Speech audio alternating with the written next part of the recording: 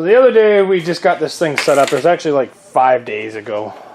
There's some things that I've been thinking about over the last 5 days that I really don't like. I want to build spacers for the axles. I don't like how far they're pulled out, so I'm going to take some measurements and head to work tomorrow and see if I can build some stuff. Now I'm not going to be able to film what I'm building because I'm at work and can't really use my phone. Some other stuff is we're going to cut off this bumper today. With the torch, it's welded on there, so I got to cut it off. I can't get rid of this plate, or else, you know, guys, I would have just cut it here and mounted my bumper to that, but I can't do that. We're going to move the battery. We're going to start moving some of the electrical and go from there, and maybe get some measurements for my spacers that I want to build. Maybe we'll get the front window bar. We'll get the battery box in here today, and maybe that's about it. Turn on the air compressor, blow all the broken glass off this thing, move the battery. Yeah, that seems like a lot to do after a 10-hour shift. So, I guess we can just kind of kick this out of the way for now, and then we'll get the torch going, cut this bumper off, and go from there. I could probably use a grinder to cut it, but honestly, it's hardened steel. It's just easier to cut with the torch, so yeah, let's do that. So we got this tire all pulled apart. We got the axle pulled out. Now I don't want to space it too much, because if I space it too much, the splines on the axle will not kind of go into the bearing and get full contact, and I definitely don't want to rip all those splines out. So I'm thinking if I go with maybe 3/8 to ½ an inch, if I do it with a couple washers, I can kind of get a feel for it. So that's what I'm going to try to do. My ID is 1.3, my OD is 2.1. As long as it's close to those, I should be happy. I'm going to try to make some stuff at work tomorrow and see what I can do. But other than that, let's bring the car down and see what else we did. Oh yeah, I forgot there's no front tire on it, so we can't set it on the ground.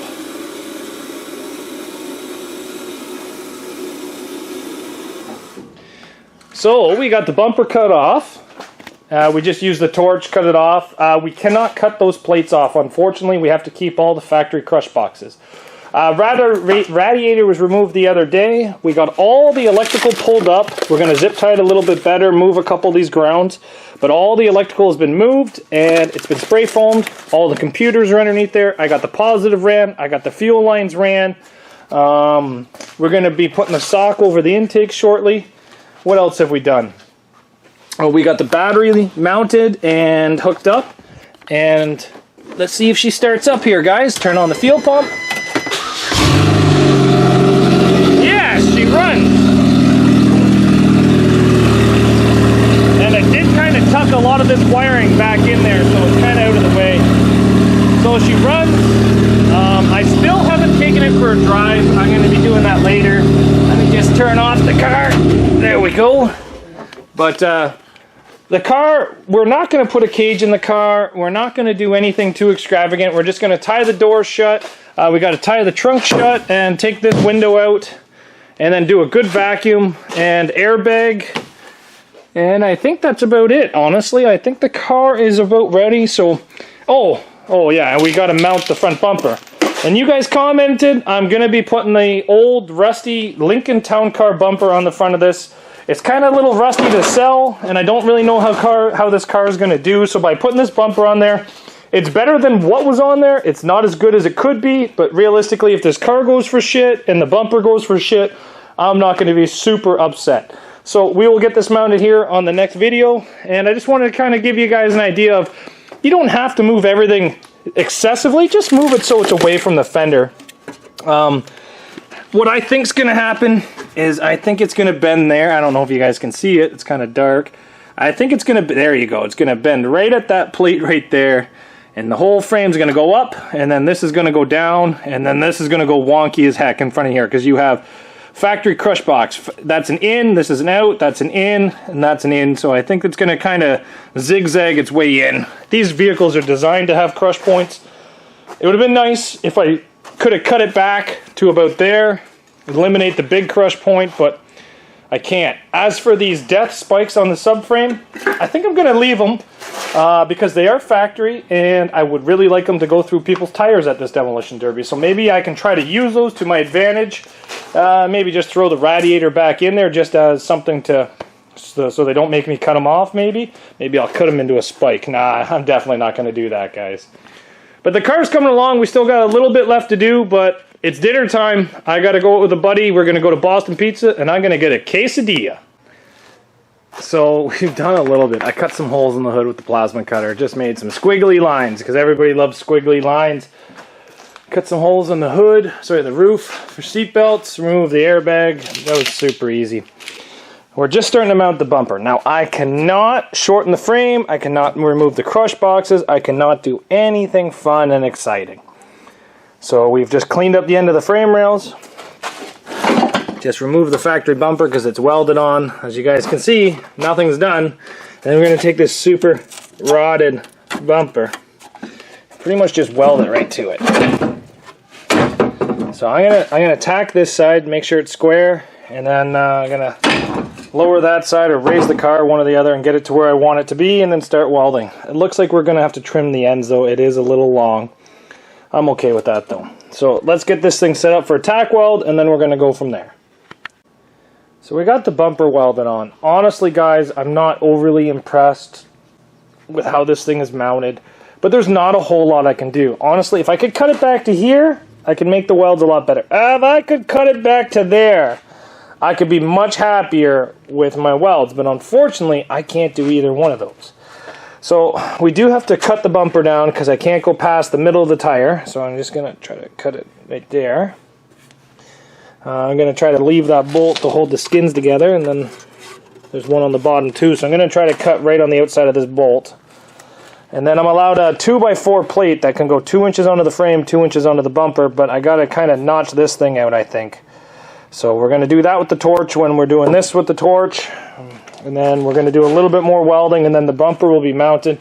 You know what, guys? Sometimes the rules aren't the best rules, but you got to follow them, because our bumper rule states that if you go above and beyond the bumper, they'll tell you to load, and I'm not in the mood to be sent home. Maybe if I was feeling better, I'd just say, screw it, send me home, but no, I just want to go out there and wreck shit. So, let's start cutting this thing.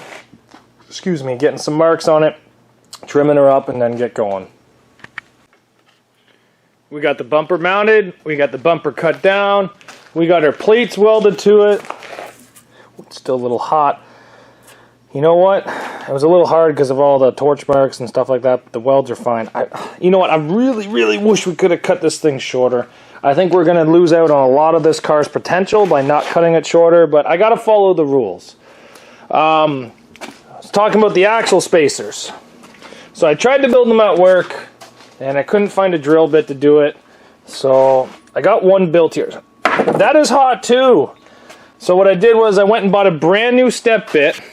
And we were just taking our time, putting lots of oil into it, drilling out these washers. So we're going to drill it this one. Oh, look at that, it just broke free. And we're going to keep the oil to it, and we're going to get it looking just like this. We have our little over 1.3 on the inside.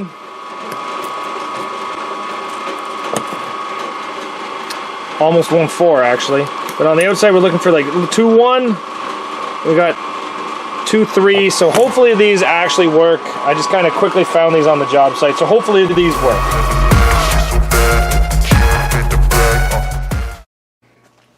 Just goes to prove, with enough lube, you can punch any hole through. Ha! Okay, I'm going to let this cool down before I touch it. But we do have this one. Let's go see if she works. So I got the spacer in here. I have it pushed all the way in, and I'm kind of liking this a lot more. The axle's pushed in a lot more. We are going to have to take it for a test drive, but I can't do that because the tool to tighten this down I lent to my neighbor, and I kind of need to loosen off this one. I think it's a inch and 5/16 or something like that I lent out. So I can pull this tire off, but that's about all I can do. We can still take out the back window, tie down the gas tank, all that fun stuff, but the Derby is coming up. And I don't think anybody's going to like this car there. The rules do say I can run the 80s bumper. Actually, it says I can run any year OEM bumper, but I was willing to sacrifice this one. And the rules do say I can spindle swap as long as I just swap them.